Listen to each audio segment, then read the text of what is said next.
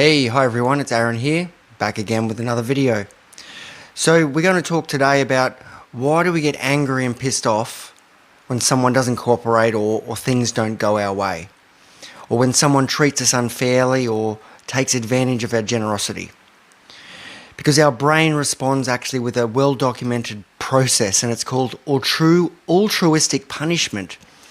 And it turns out that the human brain is actually designed to initiate punishment when someone infringes on what we believe was a social contract or behaves in a way that we consider to be socially irresponsible. But unfortunately, there's a problem here.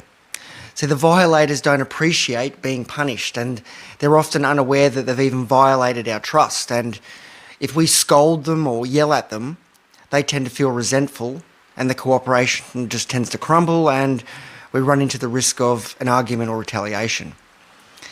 But once again, if we don't say anything, the unfair behaviour continues.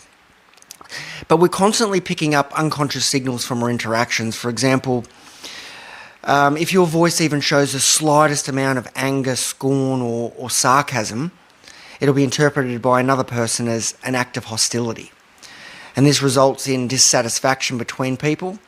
And in personal relationships, whether in the form of anger, criticism, or judgment, it just doesn't work. But our brains seem to be hardwired when it comes to disappointment, because if we don't get what we want, even if what we want is completely unrealistic, the brain's anger center gets stimulated.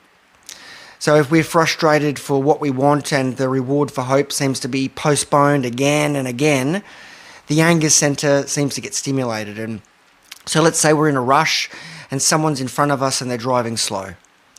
We tend to get irritated and get road rage because of our own selfish desires are being threatened. So how do we actually break this cycle? So the solution, or one solution to breaking the cycle, is to interrupt the negativity, which I've spoken about before. And this time we're going to interrupt the negativity by generating a thought that expresses compassion for yourself, the situation, and the other people involved. Because there's actual research that states that if we deliberately send a kind thought to a person that we perceive as being violated our space, we psychologically actually increase our own sense of connectedness and strengthen our own brain's circuits for empathy and cooperation. So even though they're the stupid ones, we're actually finding out that if we can actually react to that in a different way and say, wow, I wish that guy could react better, we're the one who actually gains from this. So basically we can state bluntly that winners don't punish while losers punish and will perish, because there's also something else you can do to improve your chances of forming really strong, good cooperative relationships with others, and this be at home or at work. And that one thing is to be more generous, because generosity actually sends a specific signal or message to other people's brains, and it tells them that you intend no harm.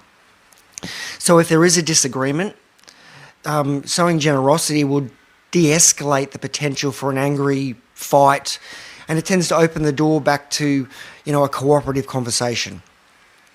So in other words, being kind to those who are unkind to you will soften their hearts and hopefully soothe their angry brains. So the next time someone's tailgating you or blasting their horn and waving their hands at you, just let them go.